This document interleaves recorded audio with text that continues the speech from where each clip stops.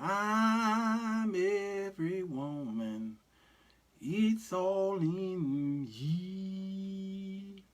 Everything you want done, baby. He done it naturally. Whoa, whoa, whoa. Oh, hello, everybody. Sirwalterj Jones Show. I'm here. It is the midday connection. Baby, how y'all is? Come on in. The water is fine. Today I got a doozy. I put up on the post today about women's conference, and I knew that I would get the women to come over, and I want to talk about this real quick. Like, my post says, women conferences, the place where men are beheaded. All right? Yes. My brother went to the courthouse. Okay? He went to meet with his lawyer because the wife was acting up. Right? The ex-wife was acting up. And as he was getting ready to go into the courthouse, the judge stopped, not the judge, his lawyer stopped him from going into the courtroom. He said, "Oh, wait a minute, young man." My brother said, "What's going on?" He pointed in the courtroom. He said, "You see that place right there?" He says, "That is the place where men are castrated." That's what the lawyer said to my brother. Ernest says, "I'm praying for you already." The lawyer says, "You see where you're getting ready to go? That's where men are castrated." That thing sat with me because it happened many years ago. That thing sat with me. And I think in many cases, the church have become the same place. You walk into a church, stay at the door, and just point in the church and say, "Hey, bruh, don't go in there just yet." That is the place where men are castrated. You go to a women's conference, so stop at the door before you go into that hotel conference room. You know, you stop the men at the door and say, "Whoa, whoa, that is the place where men are castrated." Yeah, they're beheaded at many of those conferences. Yes, good afternoon to you, Victoria.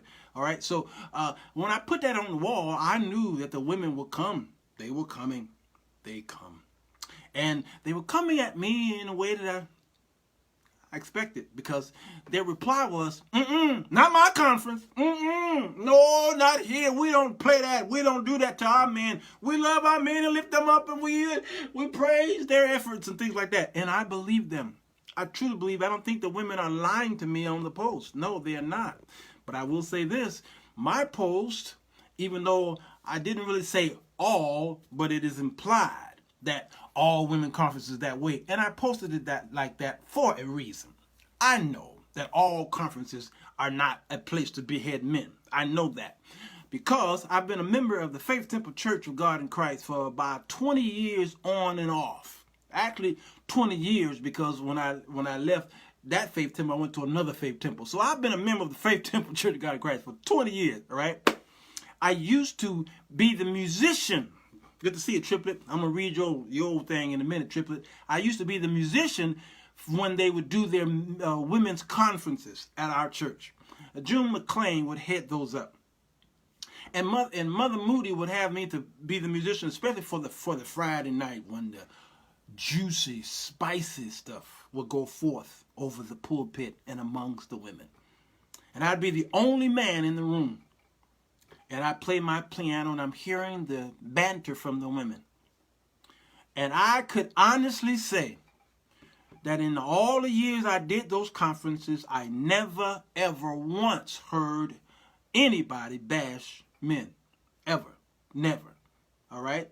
And I told June McClain that on my wall. I never heard her ever bash men. Okay?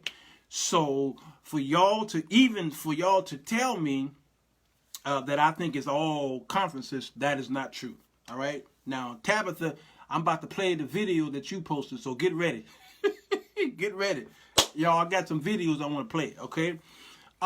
Because I want y'all to analyze these videos to tell me what you think about them, and is there really a difference? You see, because just because you are a conference host or a conference speaker, and you speak on these things, and if you're highly educated, you got so many degrees, that don't mean a hill of beans. It don't mean nothing. Are you effective? Just because 1,000 people show up at your conference don't mean you're effective.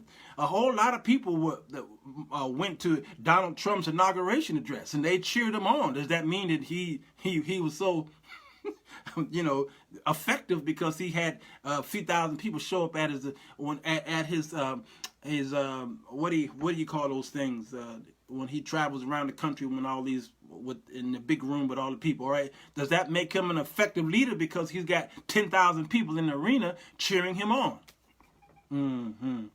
Yes, or I'm in trouble again. Well, you saw my feelings about it in your post. The triplet, I'm getting ready to read what you said. And some of the women were leaning on one side and some were leaning on the other side. The actor says, thus the reason I do not attend women conferences. Now, she do not speak for everybody. She speaks for herself. All right? There are a few good ones, but many carry Jezebelian and Delilah-ish spirits as a whole entity. And for me to name Jezebel and Delilah in the same sentence means it's bad. All right? That is her experience. Understand? Beverly Woodard says the conferences that I have attended, as well as been a guest facilitator, have presented the word of God, co-laborers for Christ. Know the role God designed for you, and at the end of the day, love and respect is what matters. All right, submit to one another unto the Lord. That is Beverly Woodard's experience. That is not the experience of all women. All right, good to see you, Annette. Dimitri Pitt says so many use uplifting women and helping women heal to open wounds, emotionally rape those in the attendance, and have an inspirational speaker say a prayer with lots of validation of how they feel, without ever truly providing resources for, here's the most important part, and here's where I'm coming at y'all right here, what triplet, this is a woman saying this, all right? She says, without ever truly providing resources for individual counseling. This is important. Everybody say individual counseling to fully address issues that can help end the cycle of dysfunction. Individual counseling that helps end the cycle of dysfunction. We do it without thought because we live in a society that validates a woman's feelings while telling men they have a suck it up. They have to suck it up. They have to suck it up. And this post is why I don't do women's conferences is what she's saying here. Okay? All right? I tell you, what Wendy said. Now, Walter, you know you don't have to go to a women's conference for that to happen. That's positive right here. Yeah, that's true. Wendy Mathilde Pearson, all right? So I'm gonna ask y'all this question. I'm gonna play this video here. I'm gonna play this video because, I just want to know. I just want to know. Okay? People are inboxing me with information, all right? And so I may have to read some of the information. Matter of fact, let me read one here. I think women walk in thin line in ministry when we speak to other women.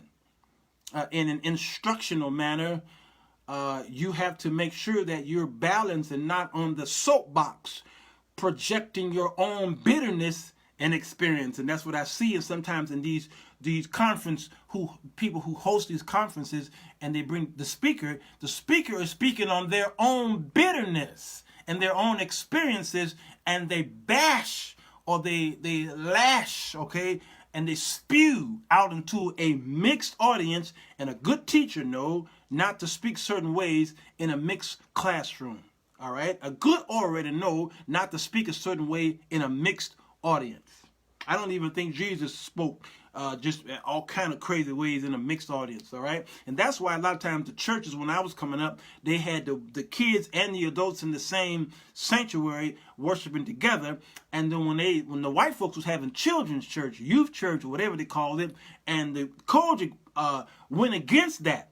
The Pentecostal church, the Apostolic church went against that, because they felt that the young people need to be in the same room with the adults to receive the spirit with the adults and hear from the pastor. But many times the pastor was speaking in a language that the children did not understand. That's why I was always asleep in church. I didn't understand those big words. I didn't understand the examples that he used. Okay, I didn't understand a lot of the these and thus and thou and hither and thither and pisseth and all this stuff, and words like ass made me laugh when he would read that out of the scriptures. Okay, so being in that room with all these people, these adults, usually the pastor would speak to the adults more so than he would the children.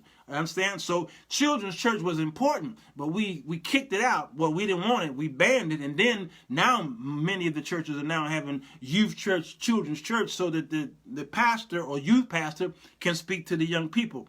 So at these conferences, you're speaking to a general audience, all right? All adult women, yes, but up here, they're not on the same level. Their pain is not the same, okay? They can't process your information the same. So you cannot speak in all these general terms over a pulpit and get the hype up in the room. And a lot of times these women leave there hyped up and go back home even more confused, or they go home trying to kick men out of the house and tell them, my sister so-and-so said this about you. And then they begin to cause men to hate the church because they don't understand. They don't know how to process that information they're getting from the pulpit. Oh man, this is messing me up right now. So your own bitterness and experience, and there's a time and a place to set other women straight when it appears that they have walked off the beaten path. And we have to be very careful in a public surrounding. And that's something that Juanita Bynum never did. And this new generation of evangelism or evangelists seem to be following after that. I'm going to get you told and set you right at any cost, okay, at any cost, and which usually consists of breaking the backs of men and telling a woman how strong and independent she is, and something is wrong with that. Unfortunately, when she's all cuddled up at night with her husband, the conference leader, she beats the brothers up and tell you what you're not doing right, and then she goes home and cuddle up with her husband. These single women whom she is instructing have nothing but lust and a pillow. That's from a woman. That wasn't from me. So let me play this. Let me play Gino Jennings. Okay? And I want to find out if what he's doing the same as what others are doing. Okay, women are doing. Here's Jennings. That's right. You so-called Christian-looking whores, jumping in some church, flapping your ankle chains around, all on the choir, breasts hanging out, lips all red, nails painted red, purple, blue, green, long like bird claws. All this fake hair, breast implants, toenails painted with little fake diamonds in it. Your boobs ain't richer. You're nothing but a prostitute.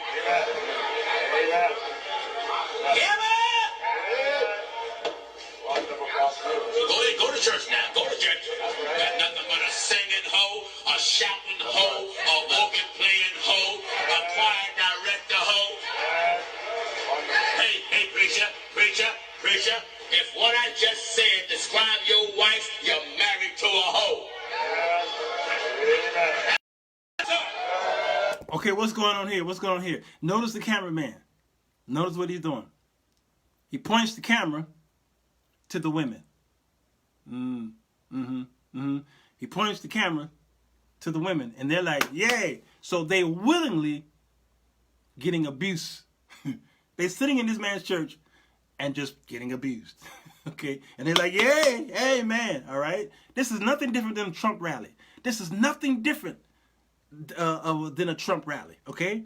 Just abuse the women. All right? So most people look at that video and says, that right there, that's abuse. That's ridiculous. I would never go to that church. That's true. You probably wouldn't go to that church. But some of y'all are actually going to those conferences and you don't even know it. You just can't see it because it's hidden in the hype of messages. All right. Now, I'm going to play another young lady here, and I want you to pay attention to her because what she's saying actually is truth.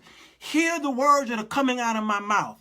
What she's saying in context or in logic, okay, is actually very truthful. Did you hear me say the word truthful?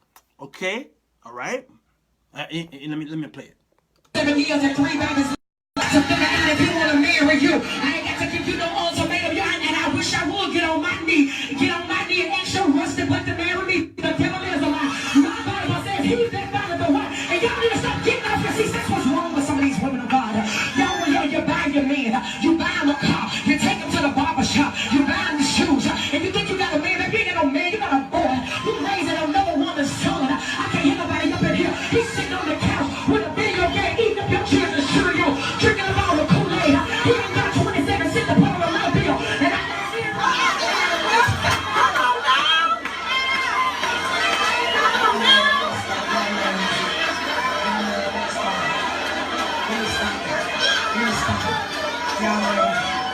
let me help y'all. Tax season coming up, okay? Christmas season coming up, okay? You have to get a transmission fix, but you gonna get a transmission fix and your baby ain't even got a computer in the room. You gonna get a transmission fix and your children ain't even got a bed to sleep in. It's 5 of us sleeping in one bunk bed. The devil is a lie. I wish I would put some ties on the Joker's car so he can drive off and go to the next woman. The devil is a lie.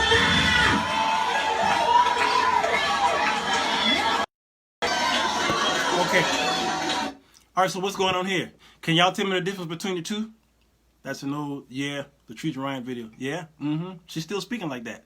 Can y'all tell me the difference between the two? Can y'all? This video actually was posted last night. Ain't that right, Tabitha? Yeah, you went live last night, didn't you? So I don't know if that's old. Okay, can y'all tell me the difference between the two? Was there a difference between the two? Notice what she was saying about men, and notice what words she used for men. Man, I'm gonna go here. There is an article on Vox that says, yeah, Richard Hall, Latrice is a woman targeting women. Yes. There's an article on Vox that says the sneaky language today's politicians use to get away with racism and sexism. Sneaky language. Dog whistles. Okay, we may call it. It's coded in the language. The Southern strategy had a particular language that they used to get Southern whites to respond when it was time for them to vote. All right, when you watch Fox News, notice how they'll use the words to talk about black people. They'll say thug. All right, they'll use the word urban and inner city. They'll use black on black crime. They'll use radical Islam, okay, Sharia law when they talk about the other people, illegal immigrant that is, bossy, sassy, uppity, all right, religious freedom, states' rights, middle class. Very important. These words are very, very, very, very important, okay? And you don't know it. You don't understand what's going on, but that is the code. That is the Southern strategy. That is the nationalistic strategy that they use, and you don't even realize because you don't ever read the fine print because you're not around them and you don't understand what they're saying. Okay. Oh, that's a when they hear a black man talk really proper. Oh, he's listen to him talk. Wow, he talks so proper. He sounds so educated. He would never say that about a white person, but when a black man sounds talk with certain words, listen to him. They're excited. They begin to celebrate a black man when he talks intellectually. Wow, listen to how he's talking. You know what that is, right? Sharon Ruff, you got some rewinding to do. I was all up in your coconut tree. All right. Okay, so this is what's happening. Y'all, I'm trying to tell y'all. Is there a difference? Can y'all help me out? Is there really a difference in the way she spoke opposed to Jennings, who I just played? Is there a difference? We already know that the political atmosphere that allows these politicians, okay, come to our churches and lie during the election season. Yeah. These are code words. So notice how Latrice was speaking. Okay, notice how she was speaking to the women. Number one, Notice the words she used to describe men. They were boys. This joker. I'm surprised she didn't say that nigga. Okay? Notice the word. So what she was doing was she was correcting the women. All right? She was rebuking the women by using men and using them in these terms. Lazy. Okay? No good shiftlers. All right? I'm trying to interpret what her words were. All right? Then the women were hyped up. All right? So now when you get an audience into a hyped moment, when you get them into a hype moment, you can say anything and you will win them. There was an old saying that said, if you want to get anybody to believe your words or believe your message, beat or pound on the table. That is an old saying that has been with me for many years. If you want to get anybody to believe you, pound on the pulpit. Pound, okay? Because when a person, especially when a person cries, Hillary Clinton was talking about during the time she was running against Barack Obama, and she began to weep about how she just loved the people, and that's why she wanted to be president, because she's hurting for the people. And when she started to cry, her polls went up. Why? It's about pulling on the heartstrings of people. You see, when you use certain, it's really, it's not so much what you say, but it's more so how you say it. Really how you say it. Because I can tell all y'all to shut up in a way to make you feel, oh, thank you. Okay? I can say, shut up, I'm talking. Or I can say, wait, 1 second, one second. I'm going to make this point. I'll let you talk a minute. I'm going to make this point. Then you're like, oh, okay, go ahead, Brother Jones. Or I can say, shut up. I'll let you speak in a minute. I got you to do the same thing, okay? One or the other. Depending on my authority over you, if I said shut up, if I'm a cop, you may shut up, depending on who you are. If I'm a judge and I say shut up, you're going to shut up, all right? So depending on who has the authority. Yeah, theatrics work with crowds. It does. So you put a person up, no more sheets! And you get them, and you can bring the sheets in, okay? Women, thou art loose, all right? And all these things. When you get the hype up, then she could have said anything at that moment. She could have said, all men are dogs. And the woman would be like, yes, my man is a dog. He's the biggest dog I ever met in my life. Yes, the hype. So that's why Triplet was talking about individualism. I love her post. Sharon Ruff and I, we definitely going to do a show, because I love what Sharon Ruff says, and I tease, I tease Pastor Ruff a lot. You know, I put a post and she'll come in my post and be like, oh, not this man. Oh God, not him again. So if you go on the post, you'll see the conversation between she and I. And her words, I believe this woman. I believe this woman. I've known Sharon Ruff for a long time. My nephew used to play organ for her, and she's just a beautiful, beautiful, beautiful woman of God. And so if you go into our conversations, you'll see how the way she responded to my post is the way that I'm glad she did, and I'm glad that others were able to read the conversation between the two of us, because others came on the post and said, no, Negro, not in our conference. You crazy. All right, I'm being animated, okay? But pretty much that's the interpretation of what they really wanted to say. Nigga, please, no, that ain't our conference. No, we don't play that. No. But Sharon Ruff came in there in a way that made you understand, listen, we do not do this. This is not the way we act at our conferences. No. I make sure that I don't get caught up in that hype. And I try to pose these questions and let the women speak and tell us about their pain, and then I come behind them and give them a solution to this matter, right? And so that is the response that I think we all should have when it comes to men's conference and women's conference, because it is important there is a difference between reacting and responding. Reacting and responding. And I think a lot of times in our conferences, we react it's the doctor takes a hammer and try to test your reflex. Is that the word? I'm about to say reflux, okay? And he takes the hammer and hits you in the knee, all right? And he wants to find out how you react.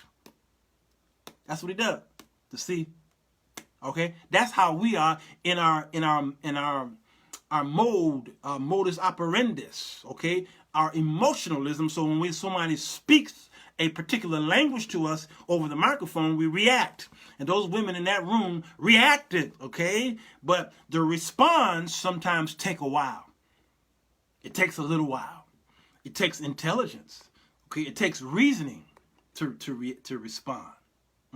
Gauge your emotions. That's it right there. So when a man is up speaking, or woman, I don't care who she is, I don't care who he is, I don't care how many doctorate degrees they have, when they're speaking to me, either at a conference or Sunday morning sermon or what have you, I don't go, amen, pastor, amen. No, I just sit there and I analyze it. And then I'll say, oh, okay, well, amen to that. I'll say amen, but my pastor, I think he was here, he'll tell you, you don't hear from me that much. But if you said something that's gripping, I'll say, amen, amen. So some people, usually at some time at church, they'll look over at me to see, did she say something that Sirwalterj agreed with? If they say something controversial, they look at me. They want to see what my reaction is. Is he agreeing with it or disagreeing? A lot of times I don't say anything in church. I just don't say anything unless it's really gripping. And I'll say, woo, that's it, amen. And they're like, oh, amen. Amen, all right? Because I don't get caught in the hype. I don't get caught in the crowd. I'm not in with the in crowd. No, because it is the Pied Piper effect. You get caught up in the music, the muse, okay? The siren call. It sounds good, and that's my jam.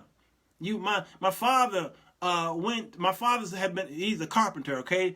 And he's done, gosh, all my life he's been a carpenter, and he would have to go into some places that were questionable to build certain things. And one place was a strip joint. My father was called to a strip joint to go into the restroom to fix some piping or something like that. I don't know. I don't think he knew there was a strip joint until he got there and he saw the address and he said, oh my God. All right. He and my brother, and he walked in that strip joint and he had to walk past those strippers to go to the restroom to fix the piping. Hey, a job is a job. Okay. And he said while he was in the restroom fixing the pipe, the music was thumping, and unconsciously, my father began to pat his feet. And he began to do this, right? As he's fixing the pipe. And he had to stop himself. Why? Because the beat, you get caught into the moment, the mood, okay? And that's the scriptures is so clear on putting on the full armor of God so that you won't be tricked or fooled by the wiles or the tricks of the devil. Yeah, the triplet, that was the musician in him, and he just patting, and the woman that she's stripping, and the music, the booty music, y'all, man, we call it, and she's stripping, he like, yeah, that was good stuff, and he caught himself because the beat was pulling him in, and he hurried up and fixed that pipe. All right, gotta go. He got up out of there. But we get caught in the tricks, and so the siren song just begin to speak into the ears, especially women, and the emotion of the woman. That's why the scripture says that Adam was not deceived. Eve was the one that was deceived, not Adam. And so there is the spirit of Eve still is on the earth and in our churches and in these conferences. And this is not to say that men are perfect. Oh gosh. Most of the women who come to me for counseling have the pain because of a man. Why do you think I wrote this book here? The women, I thought, would hate this book, but they actually love the book because I talked about the mentality of men. Is called the Men's Chronicles, a woman's guide to men. All right? it's a men's chronicles, all right? It's talking about, so when the book says the 4 women that men desire, so when women read the cover, they think this is a book about how men think women are, all right? Listen, you don't know nothing about, no, I was on the radio, WYC, wait, what's 1390, and the woman called in and said, "You a fool." Yo, fool. I can't wait to post that. I'm gonna post that because it was such a great interview. "You are a fool. You don't know nothing about no women, blah, blah, blah." And she was just going off. And when she finally got through going off on me, I finally said, hey lady, it's called the Men's Chronicles, a women's guide to men. This is not a guide for a men's guide to women. It is a women's guide to men. This book is about men. It doesn't matter. You're still a fool. I said, "Lady, you haven't even read the book. I gotta go get your book. How did I miss this? I don't know, Ruff. I've been posting this book forever. Where you been?" Okay. And so through the book, I talk about why is it that men pick up the women that they do. This woman is the side chick. Everybody talks about the side chick. But do you know why he likes the side chick? This is the mistress. You're like, well, what's the difference between the mistress and the side chick? See, you don't know. The women were saying there's no difference between the two. You see what I'm saying? When you don't know why men pick you up at bars and at church and at the grocery store, in the Uber car, when you don't understand why he talks to you a certain way, then you won't know the difference between the side chick and the mistress. He know. So this book is in the mind of a man as he describes how he is attracted to you. That's a side chick, all right? That's the one this is the mistress, and the mistress is the one that got your man's heart. The side chick ain't got his heart. The mistress got his heart. Because when he leave you, he not leaving you for the side chick. He leaving you for the mistress. So when the woman called in on the radio, she was like, "No, my father, how dare he left my mom for this side chick." So yeah, you talking about some mistress? No, she wasn't no mistress. She was a side chick. I said, "Lady, that's the problem. You think that she was a side chick because the book ain't about you. The book is about him. He did not marry his side chick. He married his mistress. Why? Because that's the woman that's got his heart. You calling her a side chick because what you think side chick is. But it's all about interpretation. He married the mistress. Why? Because the mistress is closer to him, like this woman here. Who is that woman? That's his wife. That's his main squeeze. I call her Phoebe. You understand? He left Phoebe for her. He'll go over to the side chick for sex, but he will marry this girl, the mistress. And then this girl here is I call her Lilith. She is the crazy chick. She's the one that fatal attraction. She's that woman that will bust the windows out your car. And she, all these girls are alike in many ways. All right, but I can't go there. You got to get the book. So when you go on Amazon, you look at the comments, 99% of the women were like, "Wow, I didn't expect this. I just knew this was going to bash women." No, it don't bash women. It actually make women see themselves in a new light. You see, how you dress on the outside causes a man to approach you a certain way. That's obvious. And then what you display to him on the inside causes him to walk away. He repelled by that, or he gets even closer to you. You understand? This girl right here is all about the outward core. That's what that's all about. All right? But this woman right here is all about the inward core. That girl right there might be a plain Jane. But that Phoebe, his wife, his main squeeze, on the outside, she's like, she don't even do her hair no more. She wear a hand-me-down. She look like a maiden. But there's something on the inside of her is the reason why he even married her. Oh, I don't think y'all y'all not understanding any of this, are you? Bernice Williams said, "You gonna make me buy this book." I'm trying to tell you, all right? So this is important. So when a man walk into a room, right away, if he sees Shannon Ruff or Bernice Williams, okay, or any one of these women here, Ned Harris, as soon as he walk in the room, he has automatically consciously or subconsciously placed you in one of these 4 women. There are only 4 women. There are no 5, 6, no. There are only 4 women that he's attracted to. And as soon as he walks in the room, he has already categorized you as one of these 4 women. As soon as you walk in the room. We can prove that by watching these TV shows. We can prove this by watching any Tyler Perry movie. Go watch Olivia Pope, okay? I talk about all these movies in this here. I talk about all of the popular movies that you know. What's that movie on Netflix called Happily Ever After? Is it? Napoli Ever After. This girl who keeps changing her hairstyle. And every time she changed her hairstyle, it determined who men saw her as. Go to Netflix and watch Napoli, I think it's called, Ever After. And I'm trying to tell you, it was perfect. As a matter of fact, as I was finishing my book, and I watched that Netflix flick, I said, "Ooh, I got to go back." And I went back and started rewriting pages in my book and to talk about Napoli Ever After. And I put it in here somewhere. It's in here somewhere, okay? And so when a man walks in the room, whether it's a church or whether it's a bar or whether it's on the train, as soon as he sees you, he has categorized you automatically. What changes, though, is when you open your mouth. You never saw it, Miles? Go to Netflix tonight and watch Napoli Ever After, and you will understand my book.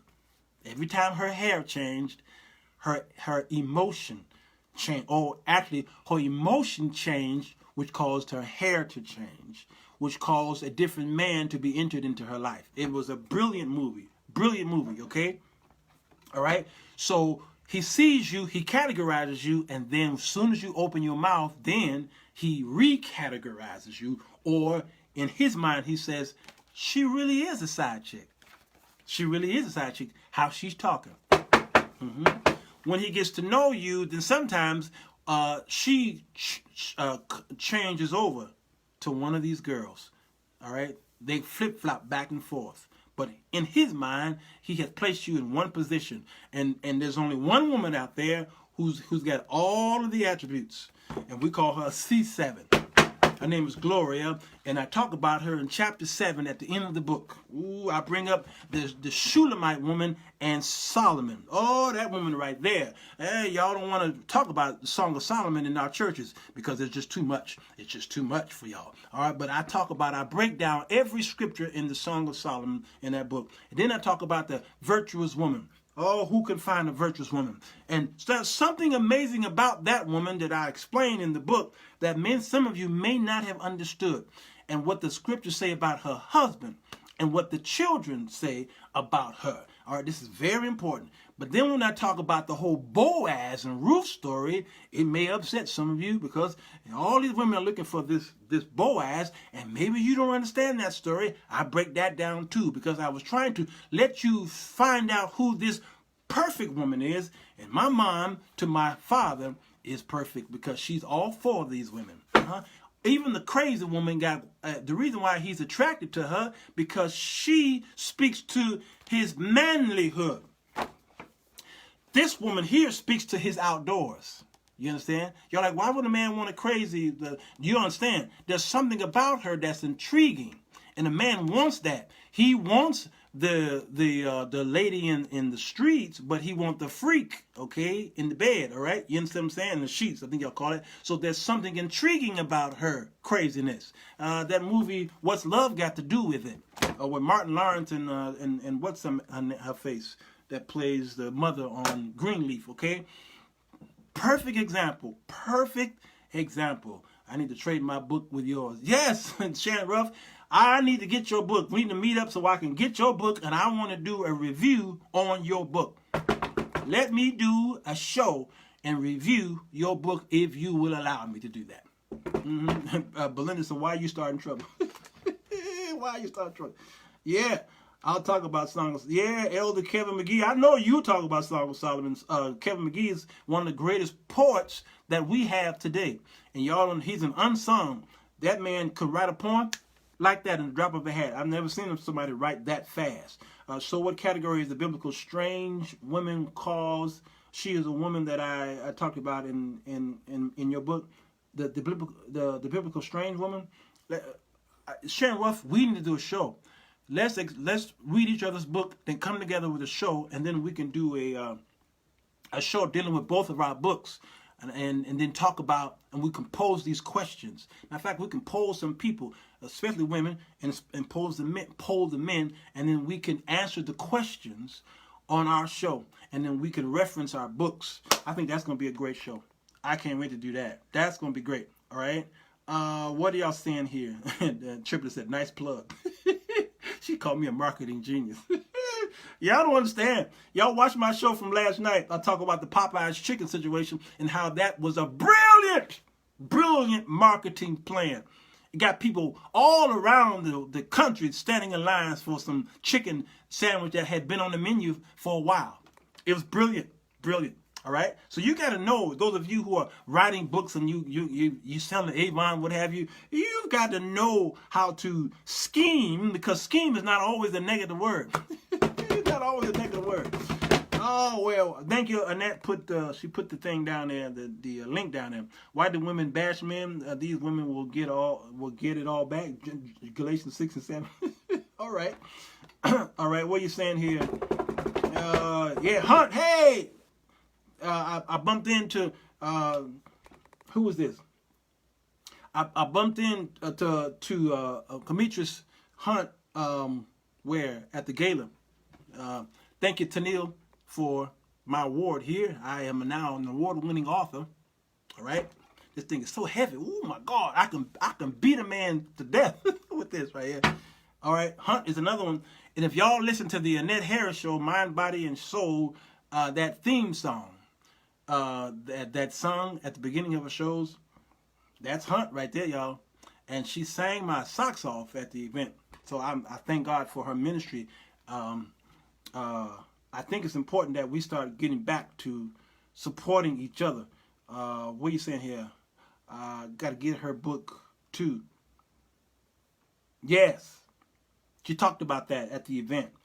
I need to know how to scheme. Avon Consultancy. All right, Natasha Miles, let me tell you something. Let me tell you. All right, I'm shifting to another area here, y'all. Let's talk about this. Just a minute or two, okay? I'm gonna tell y'all. Can I tell y'all a secret? Let me tell y'all. Those of you who are selling products, let me tell you a secret. Okay, let me tell you a secret. It's the creator and voice behind with the net, mind, body, and soul. I mean, it's a great little ditty. It's a great little ditty. That's Hunt, y'all. Y'all go out there and hunt for her gift. Go out and hunt her gift and purchase it. Okay. Let me tell y'all a secret. All right, I'll shut it down because I ain't had my lunch yet. Well, those of you who are selling products, I don't care if it is a product that's been around for a long time, like Avon. Some of you are selling feminine products, okay? Some of you are selling travel plans, all right? Some of you are selling these oils, you know, right? The oil that you put behind your tongue, you know, that. Some of you are selling these facial things, okay? We are bombarded with them on social media, bombarded, all right? And then you find yourself getting caught in the net, all right, with all of these people who are doing the same thing. All right, so if you walk into a room of especially black people and you say, I'm selling Avon, everybody in the room say, I'm selling Avon too. Don't ever let that right there discourage you, all right, because there is a way to sell your own underwear to people who already got underwear, meaning you can take a man's underwear off him. This might be too much for some of you. You too sanctified folks out there. Y'all leave the room. I saw my mom on here. Mama Jag, leave the room real quick. Leave the room. You gone? Okay.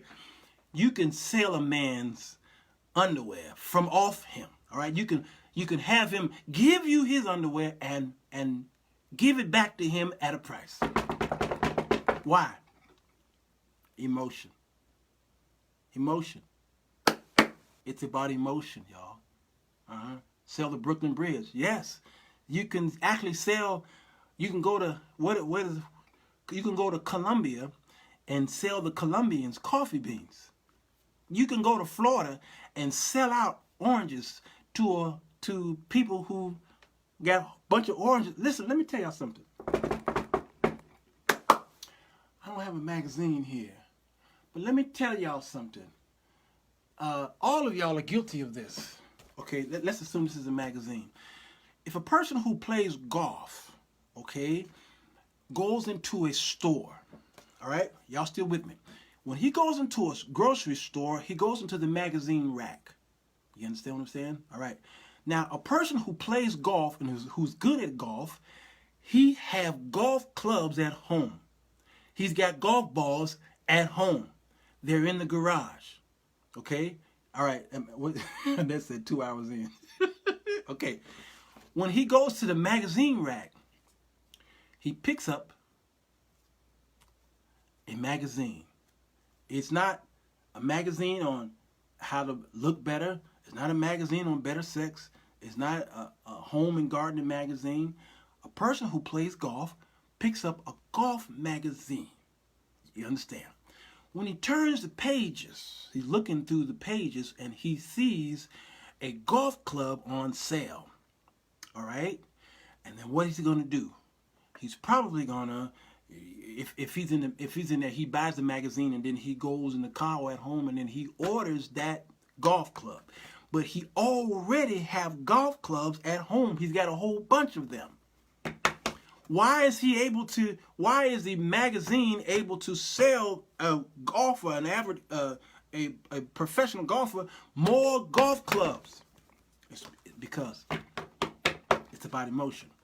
When you walk into McDonald's or Burger King or Popeyes, all right, or Chick-fil-A, they already know you. You are a emotional shopper. The menu is the same. The McDonald's menu is usually the same, all right? And you walk in there and you know what you want. But what McDonald's will do, though, is they'll reintroduce an item that they keep reintroducing for the past 15, 20 years. They'll bring back a wrap. They'll bring back the mix something. They'll bring back that nasty McRib. Limited time only. And then y'all running there. Emotions, sell products and services. Come on, bruh. You understand? All right. So it's called upsell, downsell, cross sell. You understand? I'm trying to tell y'all. So when you go into a grocery store, notice how all grocery stores, depending on the chain, all grocery stores are psychologically laid out in a way to help you buy up everything. All right, you went in there for Pampers, but you're going to leave with a cart full of stuff. Why? Because they know how you shop. You are an impulsive shopper. All people are. So what do? They design the grocery store in such a way that it works on your nose and then your eyes. When you walk into the store, notice what's on the right side. Fresh. The apples are over there. The oranges are over there. The fruits and vegetables are over there. And the fresh bread is over there. Notice the fresh bread is not on the left, way back there where the toys are. The layout is important because they're working on your psyche. So as soon as you walk in there, ooh, I smell that bread. That's why your mama always told you never go to the store hungry. Never go there. You went there for Pampers. All right? You smell the bread, and so what do? Automatically, shoppers go to the right. Shoppers never go to the left. Truckers, UPS, FedEx, USPS truckers, all right? They create a route for the truckers so that they can make mostly right turns. They make sure that their routes are where they make right turns. Many of you never paid attention to that. I'm a nerd. If next time you watch a UPS truck driver, notice that he mostly make right turns. Do you know why? Anybody want to know why? I want somebody to ask me the question why in the comment. All right, so you're in the store and you make a right turn and you go to all of the fresh fruits and vegetables and all of the great smells, and then the next aisle over might be the cornflakes.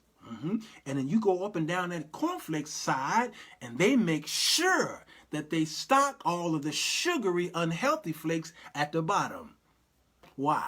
And why do they put the healthier cereal at the top? I'm trying to tell y'all, some of y'all know this, and some of you never paid attention to that. Why? Because y'all impulsive and y'all are emotional buyers. So those of you who sell something that everybody else sells, you got to know how to work on their mentality or the emotion of the shopper. You're in a cesspool of everybody selling the same thing. But why is it that I could talk about the same thing all these other people talk about, and they could be on air right now? And I tested it many times. Somebody went online and he was very popular, and then I went online and the people who was watching him turned him off and went over there and started watching me. Why? It's about the emotion. It's about your brand. How good is your brand even though you're selling someone else's brand? If you're selling Avon, it's not about the product, it's about the seller. Why you think the door-to-door salesman can get all those vacuum cleaners unloaded? Why? Because of his pitch. Not so much the item itself. It's about the pitch. I don't think y'all understanding. I don't think you understanding. You're so telling the truth, because you can go into the store for one thing and come out with a cart full of things you didn't go in there with. Come on, Vincent. Yes. McGee says it's an age-old marketing strategy. They keep what they want you to buy at eye level. And the reason why those sugary products at the bottom is because mamas bring their children with them. And the children are at the bottom. You understand what I'm saying? Why do truckers make right turns? Thank you, Queen. I was waiting for somebody to ask me that. Queen, you win the prize. Let me see if I can find a prize for you. Truckers make right turns because making a left turn actually requires more gas. When y'all are riding down the highway and you let your windows down, you are wasting more gas letting your windows down.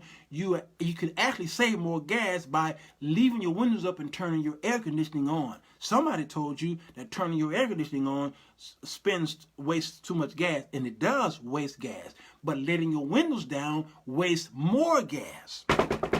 Why? Because your car is fighting against what? What is your car fighting against? All right, so truckers make right turns because of the way what they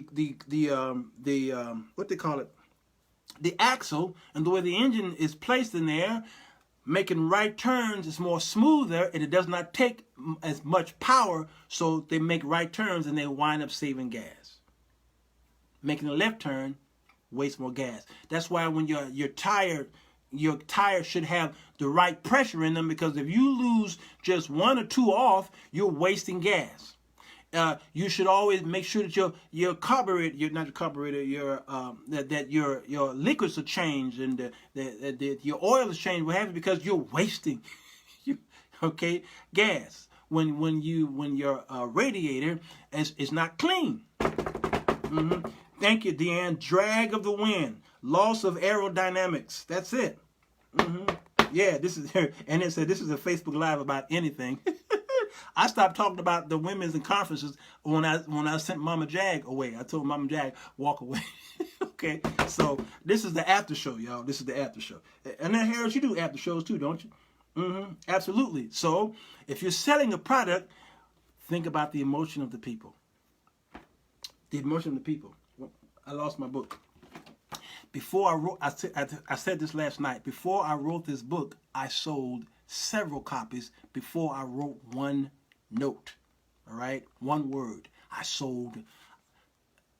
I had enough money to write this book by people who were sending me money because they were hyped on I can't wait for this book, and they were CashApping me and PayPaling me a bunch of money and I didn't even have a product. Why? The emotion. Why? The product is a good product, but the product seller is better. Let me prove it in a song here. Let me prove it in a song. The Winans. What's the name of the song? A Gift Without a Giver. This is probably one of the most brilliant lyrics I have ever heard. And y'all know the Winans are, you know, they're like my favorite. Okay? Let me see if I can find the lyrics here. Because the lyrics says a lot. Come on now. Come on, websites. Y'all know the song, A Gift Without a Giver? Like a Love Without a Lover? Where is it? Come on, the people are waiting. I used to have the lyrics. And what he's saying in the song is, it's really not about the gift. Okay? It's really not about the gift. It's more so about who created the gift. He talked about, gosh, I can't play the song because if I do, I'm gonna have a copyright strike. A gift without a giver is like a love without a lover. I'd rather have the giver. He talks about the writer writing the song. He says, I'd rather have a giver for the gift that come along. I'd rather have the composer, for in him lies the song. Give me the creator and not so much the creature. Then he says, give me the word and not so much the preacher. Oh man, I'm trying to tell y'all, this is something right here, right? So I can rewrite this book, all right? It's a good product, but give me the writer. Give me the composer, then he will push out more songs. Look, you understand what I'm saying? What's the use in praying? Thank you, Richard Hall. What's the use in praying and staying the way I am? Can you tell me? What's the use in fasting and not lasting till the... Come on, Richard Hall. Good stuff. I have never been to a women's conference for whatever reason. The hype makes me nervous. I'm trying to tell y'all here. I'm trying to tell you, all right? So you got a product that everybody already have. Well, hype it up. Hype it up. Many of you don't use social media the way you can because all y'all do is go on social media and watch everybody else do whatever they do. Number two, you go on social media and talk about nothing if you even do any Facebook Lives. You don't use social media to benefit. Do you not understand that too many people out there are making a very good living on social media because social media pays them to stay alive? Do you not understand it? When this show is over, I'm going to upload this on YouTube. And then what YouTube is going to do? YouTube is going to stamp a advertisement on here. It's not going to be a product that I'm selling. No, they're going to put an advertising on this video right here. So when y'all go in there and hit play, somebody's going to be selling something before this video plays. You understand what I'm saying? I don't care. Why? Because YouTube going to write me a check. Do you not understand what I'm saying? All right? I did the Juanita Bynum show. I did the Leandria Johnson, where I got 300,000-400,000 views. Okay, and YouTube said, here, Brother Jones, we appreciate it. They wrote me a check. So I didn't care what people were saying about me on YouTube. They were calling me all kind of niggas. They were calling me all kind of you dog and how dare you? You going to hell and all this stuff. And I was like, okay, thanks. Another comment. Oh, thanks. I appreciate it. Thank you. Because every time they commented, I heard ching. Ching, thanks. Ching, ching. And then I look at my account and YouTube said thanks. Okay? Why are you not doing that? I don't understand. Do you talk about soul ties? I'm a bit late. Brenty, or did I talk about soul ties? I did not. I did not talk about soul ties. But I did do a show on soul ties. And I'm going to shock you what I say about soul ties. First of all, a soul tie is a new age term. It's new age, by the way. All right. Generational curse is just like soul tie. It's over here. It's in an area where many of you teachers use that a lot, but you really don't understand where those come from. All right. So that's my controversial statement for the day. And you want to hear more about it? My YouTube channel is called The Sirwalterj Jones Show. The Sirwalterj Jones Show. Go there. And when you go there and hit the like button, YouTube might send me something. When you get a chance, will you inbox me on how to get the FB Live onto YouTube? Absolutely, Keith Nelson. I sure can. I can. Actually, here's what you can do. Facebook changed it. It depends on your browser. Which browser do you use, Keith? Safari or Google Chrome? All right. You tell me which one you use. What they used to do is you used to be able to, after your show airs, you go up to the top right and it shows you where to download the video. Well, they kind of stopped that. So now what you probably need to do is download a software, all right? I'm giving you all this stuff for free. I ain't asking you for no money, although my Cash App is called Sirwalterj. Yeah, Sirwalterj is the Cash App. I'm willing and ready to receive, all right? Go to a app called Clip Grab. Let me show it to you. Keith, you still there? Let me show it to you. All right. Yeah, go to this app right here. I mean, this Clip Grab. You see it?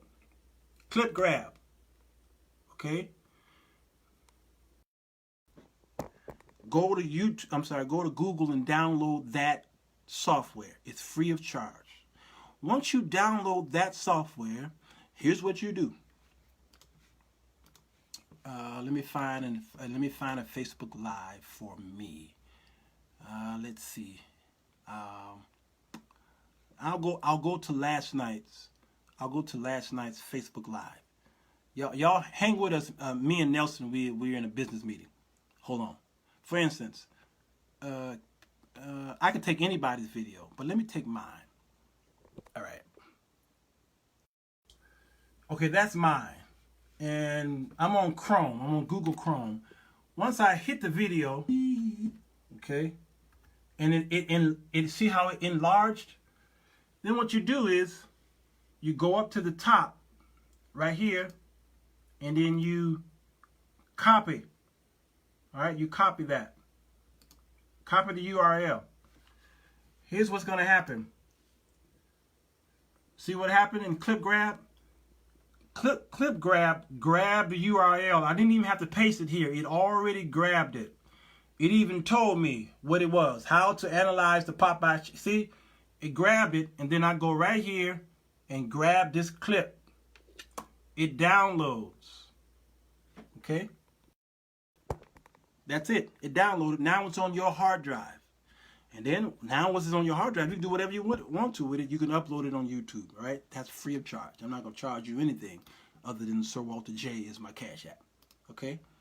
Now, be careful, because they keep updating that software because Google wants to shut it down, or Safari and Chrome and these other likes to shut stuff down that's free. And so just download the upgrades, and once you upgrade, then you can use it, all right? Now, you can't do it on your phone, of course. You have to do it on a laptop or a desktop. And there you have it. Any more questions? Any more questions? All right. So I would love to have a session for those of you who are selling products and you're not moving any products. All right. It's something that you're not doing properly, right? And it's okay. In this area, work on the emotions of the people to get your product sold. Don't do that in church. But do it in business. You can do it. Work on the emotions. You try to sell some products, I ain't got no problem with that. I got it after that. Okay, cool. Clip Grab. Cool and thing. Solves an opportunity problem for me too. Good, Deanne. Good stuff.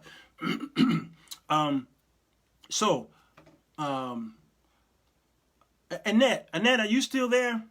What is that movie that movie about this sports guy who went to jail for raping she said he raped her, and he spent years trying to fight his case. What's the name of that movie?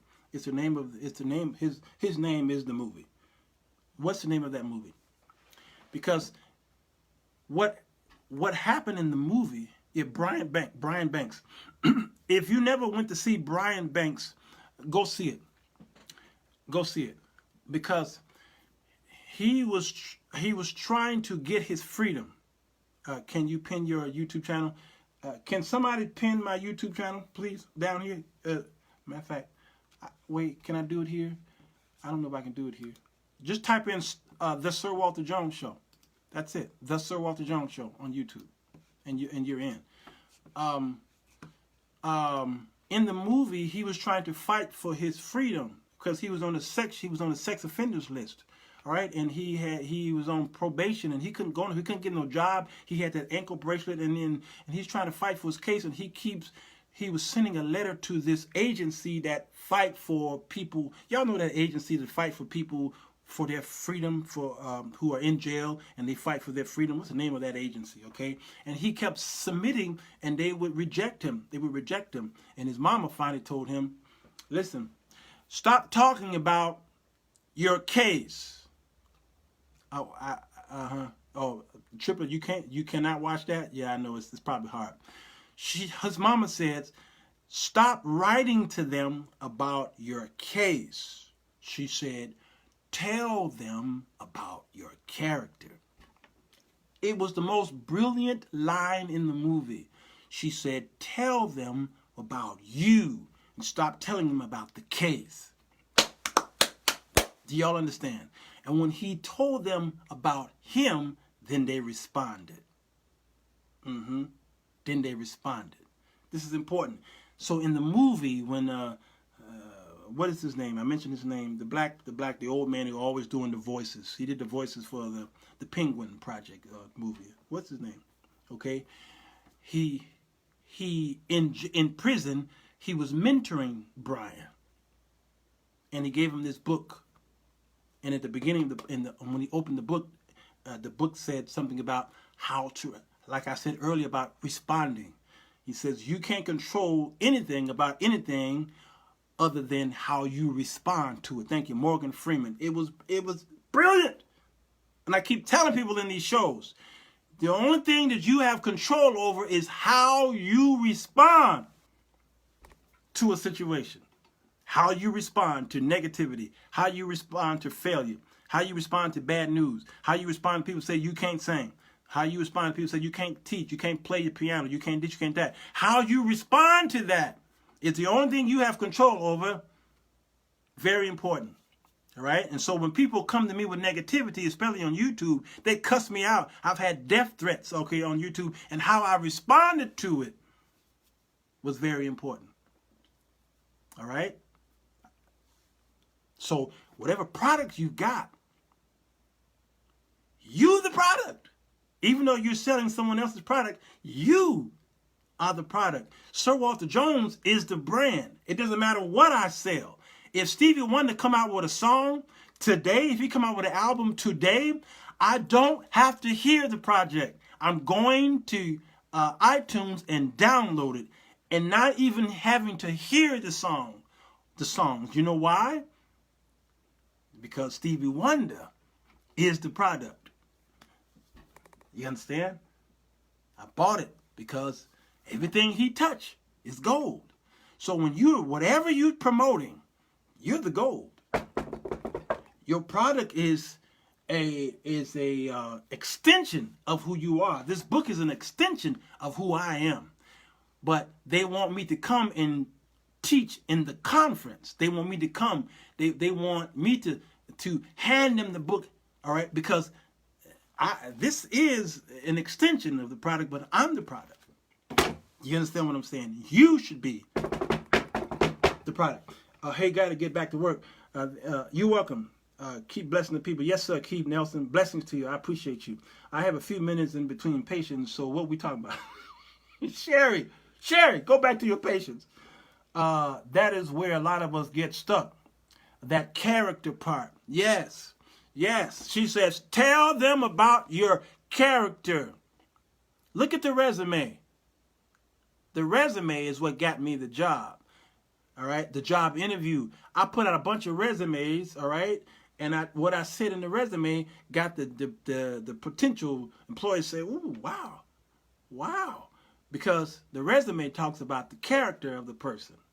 Whether I'm good at what I'm doing or not, but he read about that, says, let's bring him in and interview him. All right? So, Let's have a class. Not right now. It's time to go because somebody said I've been on here for 2 hours, but it's an hour and 9 minutes. Let's have a class. Y'all want to do an impromptu Facebook Live on how to promote? We'll do it on the whiteboard. No problem. And I can tell those of you who got you selling a product that everybody else is selling, I'll show you how to get into there. But you got to use social media to do it. And you have to use what's called a funnel. Everybody say funnel. Funnel. F-U-N-N-E-L. Funnel. It's how you funnel the people. And if you don't understand funnel, you won't sell nothing. You won't sell. If you're a singer and you're trying to sell a CD and you don't understand how to funnel, you won't understand it. Well, if you're trying to sell a book and you wonder why Amazon, you only got a couple people that bought your books and you got really hardly nobody giving reviews, because you don't understand how to funnel. You don't have a mailing list. All right, I'm not talking about snail mail. All right. Uh-oh, Mama Joyce is here. My heart. I told her to leave. I told her to leave. But I'm being nice, Mama. Mama, I'm being nice, okay? So if you realize that your products are not moving off the shelf, it's because you don't understand what funnel is. Understand? One of the greatest teachers that I learned under in marketing and promotions are Asian clothes, or what they call those, cleaners. Asian cleaners. I learned more from an Asian cleaners than anybody that I could think of. Why? Here's why. Then I promise you I'm going to shut this down because I'm hungry. All right? If you didn't hear anything I said on the show, hear this part right now. All right? Here's what I learned. On the west side, I'm not going to say the name of the cleaners because I don't like blackballing people's businesses. But there was a black cleaners up the street from our house. Practically up the street from our house. A black business. A black cleaners. The Asian cleaners, you had to get in your car and drive a couple miles to it. All right. My father taught me this lesson.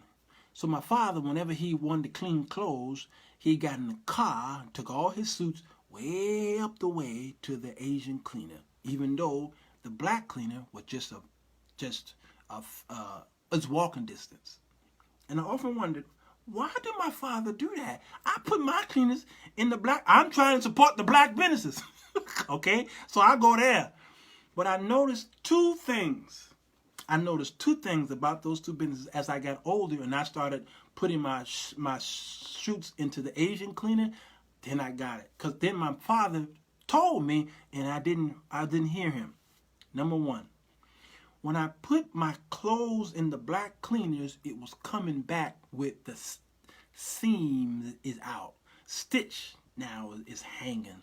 It was wrinkled here and here. They didn't clean this right here. It wasn't properly pressed. Whenever I walked in there, I had to go through a war zone to get to it, first of all. All right. And then when I went in there, they didn't look me in the eye. They didn't say thank you. They didn't ask me how my day was.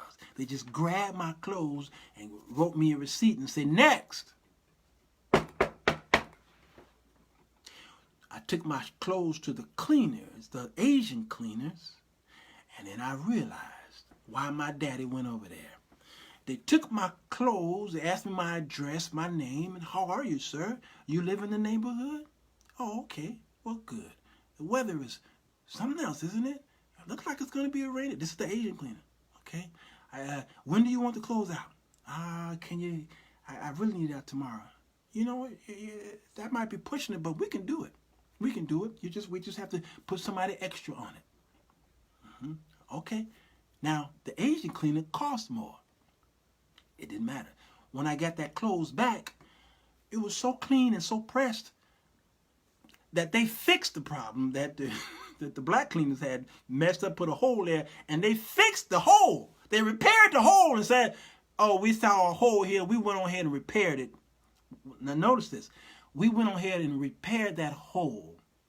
All right? Don't worry. We didn't charge you for that. Now, what is the Asian cleaners doing? What is the Asian cleaner doing? Anybody know? The black cleaners, they said, we didn't put that hole there. Never offered to do anything. No, we didn't put that hole there. Because when I tell people in my marketing classes, I always tell them all the time, always over deliver. Always over deliver. Why? Because 20% of the people do 80% of the work. It's the 80-20 rule. Now, understand this. The Asian cleaner, the reason why my dad kept going back there because the Asian cleaners knew my daddy, his children, his grandchildren, knew everything about him. And the Asian cleaners wasn't looking for new customers. They didn't need them. Why? Because they were staying alive because of repeat customers. I don't think you understand that. They kept staying alive because of repeat customers. And they knew their customers. They knew their whole names. They knew. You got to know your customers. Know them. Know them that labor among you. All right, you understand? So they knew them. And so these repeat customers are the ones who kept them in business. Remember, I talked about the golf guy when he went in there and the man who bought the magazine, he bought something that he already have. Emotion. You buy stuff that you already have. You understand? So people don't buy things that they need. People buy things that they want. That's why we overspend so much, because we buy things that we want and not need. When you go into McDonald's, they upsell you. The menu say a cheeseburger and a fry and a drink, $5.99. When you ask for number one, the clerk is trained to upsell you. They'll say, "You want to supersize it? You want to that's an upsell. You want to supersize it." Why? Because they bring you in there with a little thing with the hopes of selling you a bigger thing. You get it? Upsell. I don't think y'all understand that. And when you say no to the upsell, then they do what's called cross-sell. How do they cross-sell you, Althea? You know how they cross-sell you? Well, I got the burger, the fry, and the drink. How they gonna cross-sell me? Do you want 2 apple pies for $1? That's called a cross-sell, y'all. That means I'm gonna sell some products in this store. You're gonna come in here with a penny, but you're going to leave it with some products, because you may not be able to afford what's on the window, the advertising on the window. So what I'm going to do is I'm going to downsell you. See, you got 3 opportunities to take that man's money. You upsell him, you cross-sell him, and then you downsell. You can't afford this? No problem. We'll cut this in half. You don't want the burger? You don't want the number one? You don't want the fries? Here's a cookie. So then what happens? People come in there, the kids come in there after school, because there's a case there with cookies in them. And they come in there for the cookies. You know what that is? That's a downsell. I don't think y'all getting it. I don't think y'all understanding any of this. Are y'all understanding any of this? Oh, you're gonna leave with something. You're gonna buy the vacuum cleaner man, he goes in there to sell a vacuum cleaner. You may not want the vacuum cleaner, but he gonna sell some bags. When you go and buy a car, all right? The car industry don't really make money on the car. You want to buy a $30,000 car. You're like, man, this is high. This is okay. Well, we'll get it down to maybe we'll go down as low as we can. Okay, they're not making money on that car. You know what they're going to try to sell you? They're going to try to sell you warranty on the car, an extended warranty. Why? Because the car industry make money. I'm talking about the retail. They only make money on the warranty. They don't make money on the car. So you can talk them down as far as you can. They don't care. They may even lose money on that car. No problem. But they're going to make sure they get you to buy an extended warranty. When you go into the movie theater to see a movie, and the movie costs $11, $12, okay? The movie theater don't make any money on the movie. What do they make money on? You know what they make money on when you go down there to the concession stand. Yeah, you do. I'm trying to teach y'all something. You ain't listening to me. They make money because they got to downsell, cross sell. That's pretty much what the movie theaters do. They cross sell. So you pay $12. The studio, Mr. Spielberg, is making $8 on that ticket, and the movie theater only made about $2 on that movie. So how do they get that money back? Popcorn. Yeah, let me get a small. A small gonna cost you $10. Yeah. You see what I'm saying? Look at the cornflakes. You see how expensive cornflakes is? Come on, y'all. you're surrounded by the stuff and you don't even know how it works. So if you're selling anything, I don't care if it's a CD, iTunes, a CD baby, or I don't care what you're selling, books. If you don't know this concept, you're not gonna make it in this industry. You won't make it. Because I do get this. I frustrate a lot of sellers. I know that after 3 refusals, they finally have no alternative but to sell me what I wanted and nothing but, yep. I'm trying to tell you, man. I'm trying to tell you, it worked. It worked. So if somebody come in my store, they walking out there with a product. So the cleaners over-deliver. Why? Because they want me to come back. So they fix the hole in my shirt because a satisfied customer always come back. Customer service is huge. It's extremely important. Customer service is extremely important. The food may not be that good, but the customer service is amazing. And the people come back to eat food that they don't even like. Why? Because the customer service is important and it works on the man's emotion. Everybody want to be talked to with kindness and loving, endearing words, okay? Terms of endearment. They like that. So Big Mama's cakes are not that good. But Big Mama sure make me feel good, so I keep going back to Big Mama. You understand what I'm saying? And that's just the way it is. So customer service is very important. And that's why they work so hard on customer service, because they realize their products suck. But oh man, we got to work on the customer service because, we got to get them to come back because it's those return customers. Y'all understanding any of this? Come on, stop playing. Stop playing. My iPad. That was Siri. I said Siri. If I say her name, she gonna think I want something. All right, y'all get it? Anybody understand this? I went a little long, y'all. I'm sorry, it's 1 hour and 21 minutes. The Asian cleaners uses long-term strategy. The black cleaners was caught up in the survival struggle. They was, and they didn't understand.